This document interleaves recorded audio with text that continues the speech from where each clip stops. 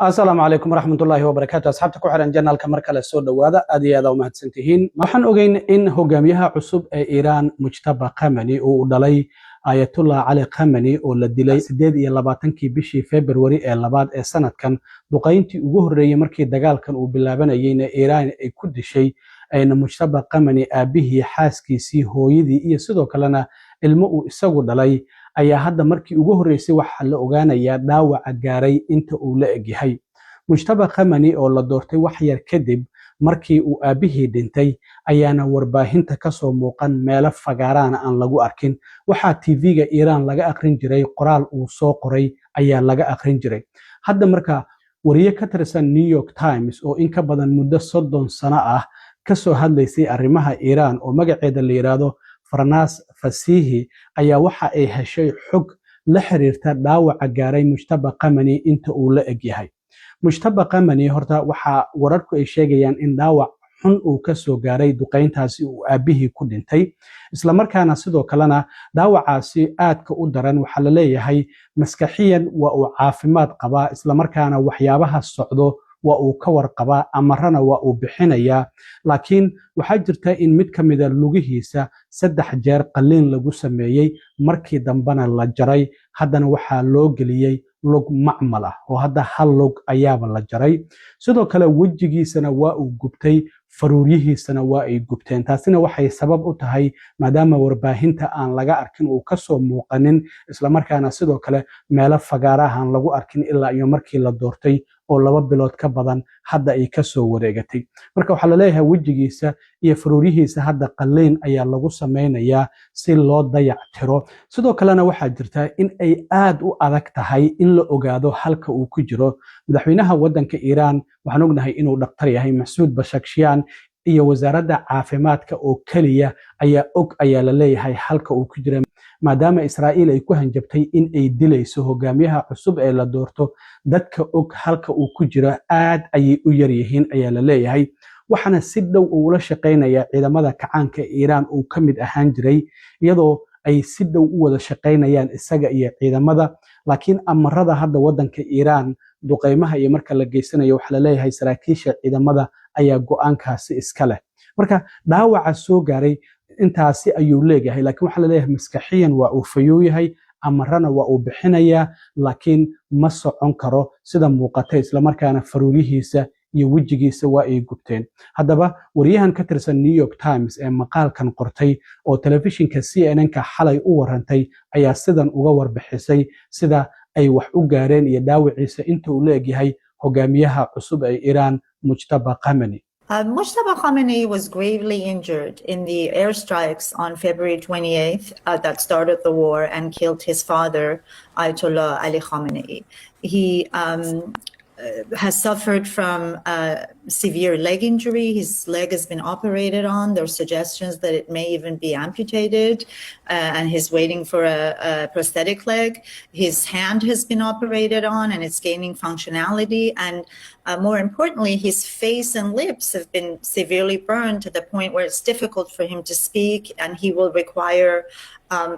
plastic surgery. So we know that he's gravely injured. We know that there's the president of Iran, President Pezeshkian, who's a heart surgeon, and the health minister are in charge of his health care, and he's mostly surrounded by a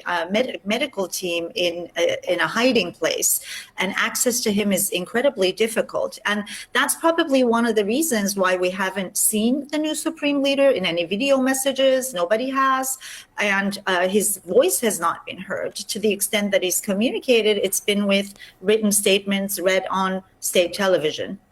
Well, we've heard his all the sources I spoke to said his mental capacity was intact, so he was able to engage and communicate. Now, we also know that as soon as he was appointed as the successor of his father, Israeli officials said that they would assassinate him if they found him. There's been airstrikes that have killed not just Ayatollah Khamenei, the late Ayatollah Khamenei, but also very senior commanders. So there is a real threat and risk to his life in the view of the Iranians and from what we can gather. Part of the reason why there's no access to him is because I heard from sources that Iranians are worried that if officials try to visit him, their movement might be traced to him, because we know that also the movement of senior officials has been sort of monitored. So that's one of the reasons. And I think you also mentioned his physical condition, right? He probably doesn't want many people to see him in this vulnerable and weak physical condition and wants to recover, right?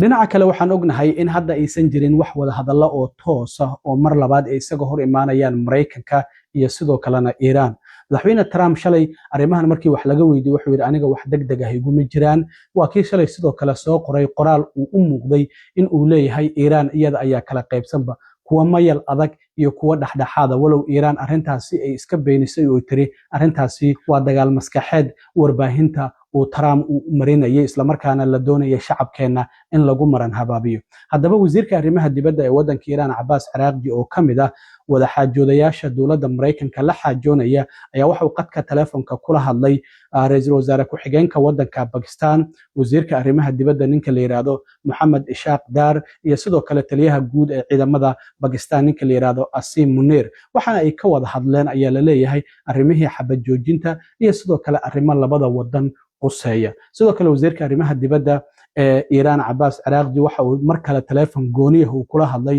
hogaamiyaha kurdiyiinta ku nool waqooyiga wadanka Iraq oo sidoo kalena uu xiriir wanaagsan oo kala dhaxeeyo Iiraaniyiinta. marka wasiirka arrimaha dibadda waxa uu sheegay bartiisa X uu ku soo qoray inuu safar ku tagi doono magaalooyinka Islamabad oo caasimadda wadanka Pakistan, Muscat oo caasimadda wadanka Oman iyo Moscow oo caasimadda wadanka Ruushka. waxaan ognahay Ruushka inuu si weyn u caawinayay Iran markii dagaalka ay kula jirtay Iran oo xitaa la yiri dhinaca satellite-ka ayuu ka caawinaya. marka waxa uu ku sheegay marka wasiirka arrimaha dibadda safarkan in uu wadamadaasi maadaama uu yiri wadamada dariska nala ah ayaa muhiimad gaar ah noo leh waxa uu sheegay in uu si dhow ugala hadli doono xiriirka labadaasi wadan ka dhaxeeya isla markaana ay wada tashiyo ay ka yeelan doonaan arrimaha horumarinta gobolka. sidaas ayuu ku sheegay safarkiisa waxa uu yiri waxa muhiimad gaar ah noo leh wadamada dariska nala ah. marka caawa wafdi uu hogaaminayo oo kooban ayaa tagi doona magaalada Islamabad. mas'uuliyiinta Pakistan ayay la kulmi doonaan laakiin looma malaynayo wada hadalka Mareykanka iyaga inay u tagayaan wafdi Mareykan inuu tagayo in kalena ilaa ay hadda lama shaacinin. ugu dambeyntii arrintan la yaab kale oo shalay dhacday ayaan idinla wadaagaya. askari ka tirsan ciidamada qaaska ah ee Mareykanka ee loogu talagalay howlgallada gaarka ah inay fuliyaan ayaa shalay la xiray. askarigan waa ciidamada active duty-ga ayuu ku jira hadda shaqada ku jira waxaana uu ka tirsan yahay in xarada la yiraahdo Fort Bragg oo ku taala North Carolina. magaciisana waxaa la yiraahdaa Gannon Ken Van Dyke waa 31 jir waxa uu kamid ahaa ciidamadii qaaska ahaa ee howlgalkii lagu soo qabtay madaxweynihii Venezuela Nicolas Maduro. laakiin sababta loo soo xiray waxay tahay in uu ku sharatamay in madaxweynaha wadanka Venezuela xafiiska laga qaadi doono ka hor inta aysan dhamaanin bishii January ee horaantii sanadkan 31deeda inta aan la gaarin in xilka xafiiska laga ridi doono. waxaan ognahay madaxweynihii Venezuela ciidamada qaaska ah Mareykanka inay soo qabteen 3 bishii January ee koobaad ee sanadkan haddana xabsi ku yaala New York uu ku xiran yahay. marka waxa la leeyahay account ayuu wuxuu ka samaystay website-ka dhinaca qamaarka ama lagu sharatamo ee la yiraahdo Bully Market dhamaadkii bishii December ee sanadkii 2025 waxana uu ku sharatamay oo uu dhigtay lacag u dhaxaysay 32,000 ilaa iyo 33,000 oo dollar in Nicolas Maduro xilka ama xafiiska laga qaadi doono ka hor bishii January ee horaantii sanadkan inta aysan dhamaanin. marka qorsheynta soo qabashadiisa ayuuna qayb ka ahaa. marka arrintan waxa ay ahayd sir uu isagu og yahay isla markaana dadka intooda badan aysan ogeyn. marka waxa la leeyahay markii uu lacagtaasi ku sharatamay oo la soo qabtay Nicolas Maduro waxa uu helay lacag ku dhawaad $500,000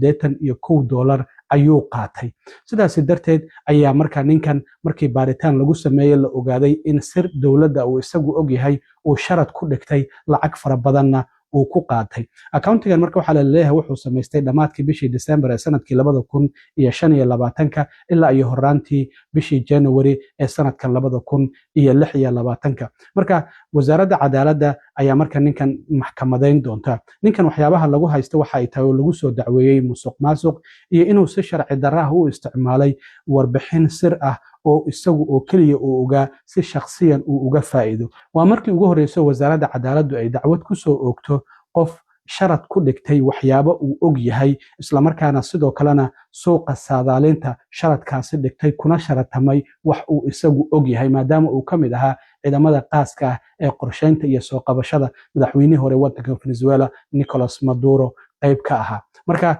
arrintan waa arrin la yaab leh in qof ka tirsan ciidamada weliba ciidamada qaaska ah howlgal uu isagu og yahay in uu ku sharatamo isla markaana lacag intaasi la eg uu qaato. Taliyaha FBI-da Kash Patel ayaa waxa uu sheegay in soo qabashada ninkan ciidamada ka tirsanaa weliba qaaska ah